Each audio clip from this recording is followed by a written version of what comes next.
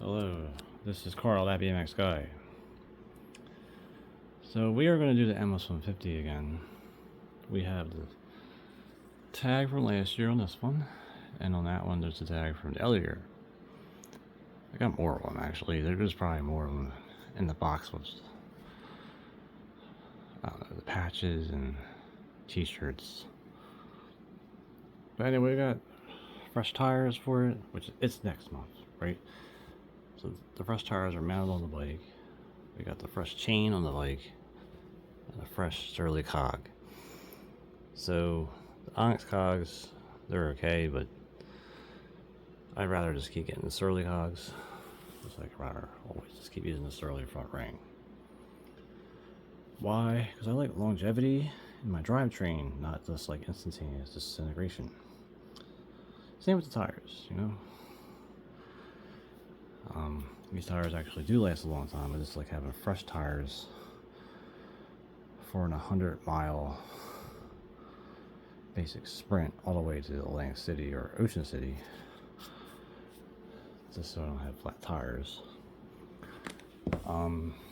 The old tires, everyone, there's one that's hanging out, just like there's those tires hanging out from like 3 years ago. But this is like last year's tire, right? It's still on the black one, well, with these wheels anyway. And I put the rear tire that was on that on the front of this, because the tire that was on this has some big chunk of hole in it from running over something at one of the night rides, and that hole has always been a problem, meaning like the tube would just start pushing through it, or there'd be something in the, you know, the tire. That tire is over here somewhere. I don't necessarily have a reason to throw it away, but yeah, there's like this big gash. And what happens is that gash makes it so the tube eventually starts pushing through that guy. And I put like a piece of cardboard behind it, you know, a tire boot. I even put like another layer of the tube, like another piece of tube over top of that, or, you know, underneath it to protect the tube. But yeah, that was the only problem I found with this one. But you see, the tread doesn't even, it's still rubbery. There's no holes in it or anything. It's actually still really good. So it still can be a backup if I just keep layering shit underneath the hole if I really need it. Otherwise, I believe I'm just waiting for the sticker pack or number and all that stuff, which should be in the second half of this video. So yeah, we kept going to the different spiders. So we got a spider mounted on that ring, and then we got another one right here. So this is the spider I kind of like, but it's straight. It's not offset inward. Good way to describe that is that this is a normal spline drive spider. Look at the back of it's kind of pushed over. On this one, it's not. It's kind of straight. Now, yeah, so the back of the whole spider sits flush with the back of this thing. On this one, it's kind of still inward. Now, this actually can be flipped around a little bit. This is like the older one. It's a little more bent up and chewed up from things. Generally, like that part wears out in the middle. That's why I usually just get rid of them or just replace them. The Assign trip I just did on that, and that was doing fine. But I want to put its steel bars back on, which are right here.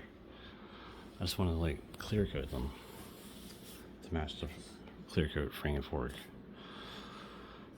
Otherwise, yeah, this thing's ready for the MS150. I'm going to use probably the black one as, like, you know, a bike to ride for next month. as a practice bike. So yeah, let's go look at the goodies. So here we are. We have the MS150 bib and numbers. Nice fresh cup of coffee. So we're gonna look inside this guy, which shouldn't take so much effort. And we went over number 070 or 1070.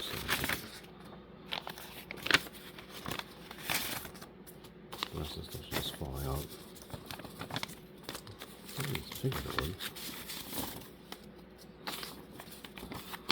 So I got the envelope.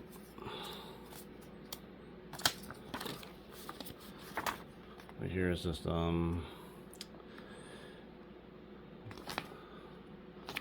promotional thing. Right here is our instructions on what's in here. We have the bib. The bib is, you know, the piece of paper with your number. You use these safety pins to put them on your jersey or shirt, jacket. Some people just put them on the bike, like let's say they'll put them on the handlebar and hang it off. But yeah, I usually just put on the jersey on the back.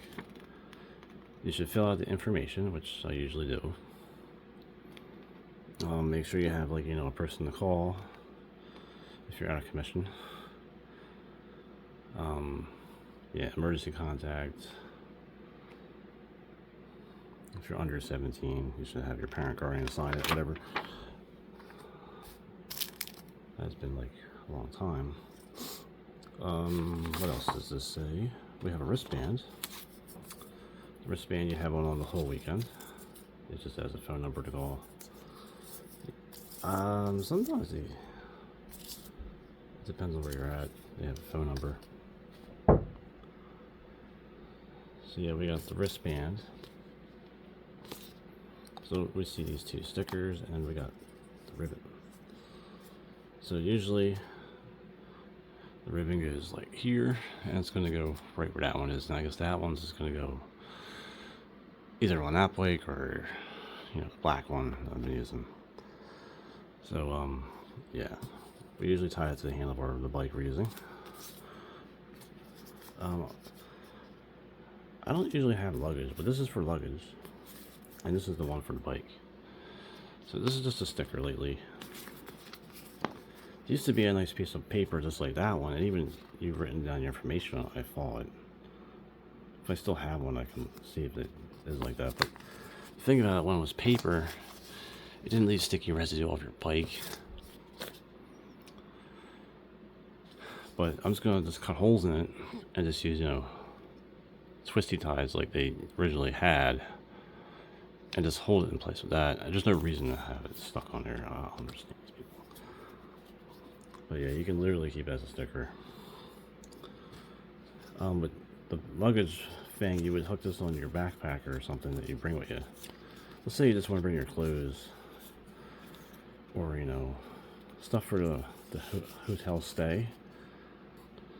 You can literally just stick the sticker on your helmet. That way you have another way to know what number you are, which I might do. I might just cut it in half and just stick it over the sticker for last year, because for some reason we don't have a helmet sticker.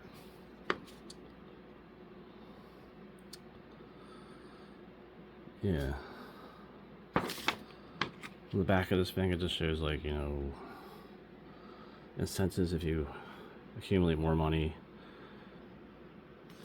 But other than that, yeah, if I made $500, I get a nice little mini power bank, a little bottle. I'm not really sure that's both those power bank things, or maybe it's just the same one that's flipped over. The power bank alone is something I have to bring. So yeah, we got generally what I carry on the ride. I have the water bottle holder, but on this water bottle holder is usually, you know, a charger will sit in this pouch, a battery. I would bring a wire and a thing to plug into a wall outlet in this pocket. There might be actually two of these. So I do have two. So I generally try to get two on here, stuff it right here, put this next to it. The Garmin sits here on the mount. Yeah. The bike's refreshed, ready to go. I did a nice test spin on it last Thursday. Get the tires not so, you know, clean looking. So yeah, just switch that guy. So we got the new one on there. We'll have the new number on here, and I'm gonna probably put it here. Now I couldn't do this with the other bikes. I'm gonna hole punch this so it kind of adds a aerodynamic value to the front. Well, in a sense. I mean, there's still air going in there, but it would just look kind of better there. So I'll just put a hole here and maybe just tie it with a twisty tie. Maybe add some tape. Other things. Other than that, yeah. So the bike's gonna be ready. I'm gonna leave the little road bike pads on there. I was gonna put the other cartridge pads on there, these, but the black one just uses the one brake. There's no front brake because I can't get a fork made at the moment. I do want to get another fork made, but not 90 mounts or cantilever post, kind of like this. Eventually, so I have another fork with brakes for another bike. It's kind of like having, like, you know, this, but then I like having other bikes to use, so there's got more options. This guy has been fine. It was on the camping trip. It was on the RAGBRAI, but the quest to make the right handlebar has been kind of a struggle in a sense, but we'll get that sorted out soon, hopefully. I kind of wanted a bike for the pump track, and the Chrome bike is actually put back together. So used that for a ride a couple weeks ago, and with just the rear brake and the linear cable, that felt fine too. I think the issue with the linear cable is that it makes it like an all or nothing braking. Hence why I don't like linear cables, because of that. So I almost like crashed a few times because it stops too abruptly instead of having control like you do with the normal coil cable. Because I don't need, like, you know, all on brake skid like some people. I just prefer good brake feel and modulation in my braking. Slow down, you know. You know, uncontrollable braking to me is just stupid. But it's a lighter cable. Yeah. You got the light tires on there.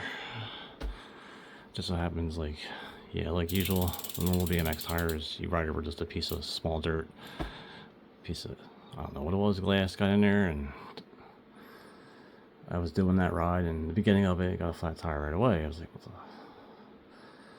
But I didn't tear up the tire half the ride, and I was able to fix it halfway through that ride too, and that thing was working out fine. I had to take the crank off for the black bike, but the black bike has its own crank on the way, and I'll switch them.